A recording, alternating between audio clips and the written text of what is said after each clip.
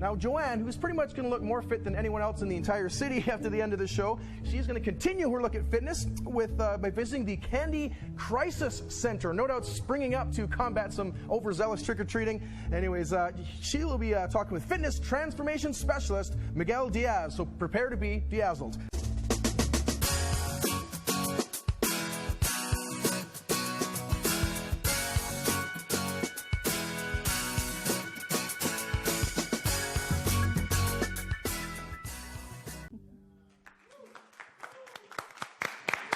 Wonderful. Thank you very much. I miss my grandpa, too.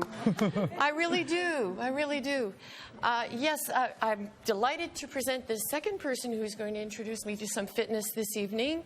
It's Miguel Diaz from Driven Performance Fitness. There we go. And with the sense of humor that we know Kim quite well, and she suggested we call this segment a booty call since Halloween approaches. So I'm leaving it up to you to strengthen my core. I'm a long-distance runner. I need more work. All right. So Joanne told me she would like to strengthen and tone her lower body. So we're just going to show you a very short version of what we would do at the gym, right? It's a booty workout, not a booty call. Different kind of show, maybe. Thank you for clarifying that, Miguel.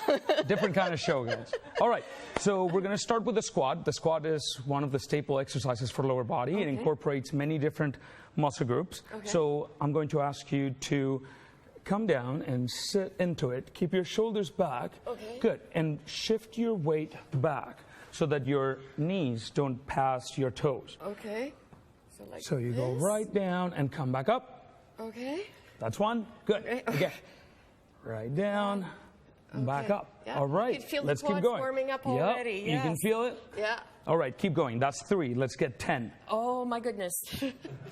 Depending on how much time is left. Depending on how far apart your feet are, you're going to target more the outer part of your thighs or the inner part of your thighs. Yes, I know. All right. It's a little easier if the feet are a little wider apart. Yes, and us trainers, we are really bad at keeping track of time, so that's probably more than 10. So now I'm going to ask you to... I like your way of counting. Yeah, so I'm going to ask you to switch to lunges. Lunges are really great as well. It's basically a split stance, and you're going to focus on bringing this knee straight down. And push on that heel. Get back up. Good. That's 1.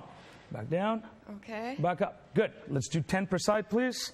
I'm keeping track this time. 3. I got losing my balance here. 4. This is great. Every exercise where you are off center forces you to engage your core to maintain that balance. Definitely. So, again, I think that's 8, 9, and 10. Come back up. Let's switch legs, please.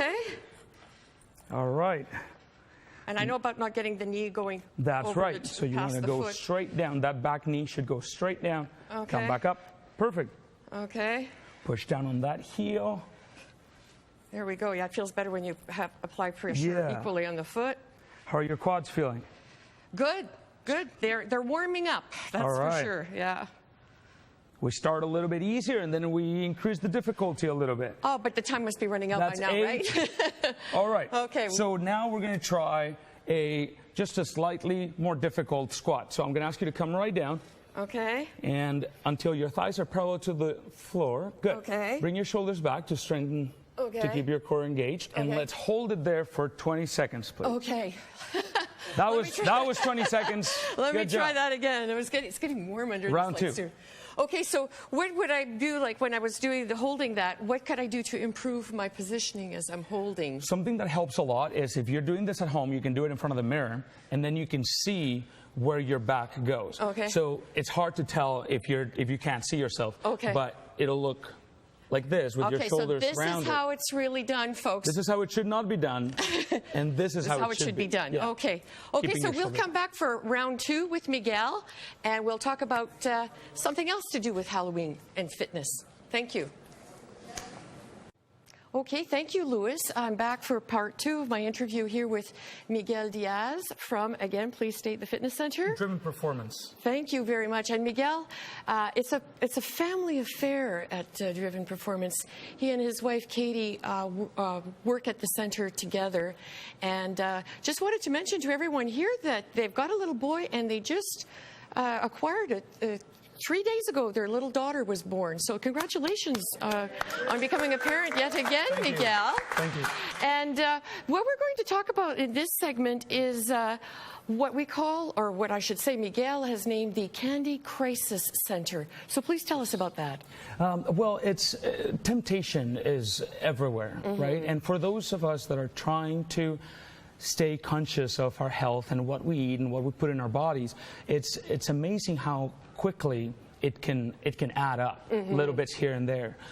So Halloween is around the corner, and something that we've noticed that many people we may not be aware of is that in just 100 grams of the average Halloween candy, there can be over 500 calories, 500 to 700 calories. That's well over a third of the calories that the average person needs in a whole day, just in 100 grams of candy, right? Like a handful. Yeah, so it's incredible. So what we came up with is we set up the Candy Crisis Center to help people get rid of the temptation. So what you do is at our gym, we set up a display, and there's a garbage can. You can bring your candy in a bag and put your contact information in a piece of paper in there, put it in the garbage can, and for getting rid of that temptation, which we'll donate to Fishes and Loves, it will get you 2 weeks of unlimited workouts from our boot camp, completely free for you to try it out, get started, and it'll also give you a private consultation with myself to talk about what your fitness goals are, how much weight you'd like to lose, in what amount of time, and how you can get there safely. Okay, and it sounds like you've been very passionate, and I saw evidence on your website of a number of success stories. So it sounds like this will bring more people to know about how to eat mindfully and to engage in fitness. We heard in another segment that exercise helps keep your brain healthy as well. So it sounds like a wonderful way to entice people to take part in some new fitness regimens that could change their lives. Exactly. It's not about making such significant changes that feel overwhelming. It's about making small changes and small adjustments to our daily habits that will add up over time and lead to a fitness transformation of 60, 80, 100 pounds. Okay. And I can just speak for the workout that I did, the little mini one. My quads feel stronger. There's quarters that could bounce off of these. They're getting stronger. So it's good that to have you here tonight and thank you so much. And to look at all the options that are out there to make us feel better and happier and whole in our health. Yes. Exactly. Thank you. Thank you so much.